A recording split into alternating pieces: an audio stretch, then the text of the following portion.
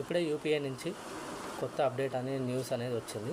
అది వచ్చేసి ఇప్పటి నుంచి మీరు యూపీఐలో బ్యాంక్ బ్యాలెన్స్ చెక్ చేసుకుంటే కనుక అది కూడా డైలీ 100 టైమ్స్ చెక్ చేసుకోవాలి. అంతకు మించి ఎక్కువ చెక్ చేసుకుంటే బ్యాంక్ ఛార్జెస్ అనేది పడుతుంది.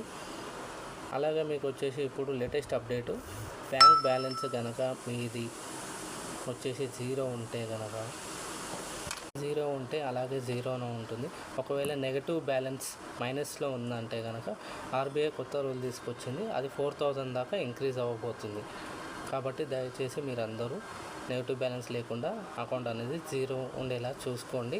మినిమం బ్యాలెన్స్ అనేది మెయింటైన్ కూడా చేసుకోండి. అది బెటర్గా ఉంటుంది.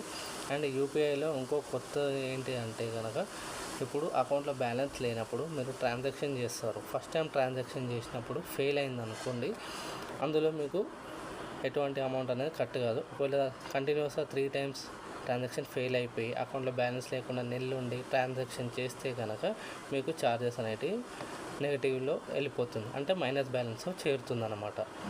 ఇది మీకు వచ్చిన కొత్త అప్డేట్. నెక్స్ట్ ఏమైనా అప్డేట్ ఉంటే కనుక మీకు అప్డేట్ చేస్తాను. Follow my channel SH Creation. Thanks for watching.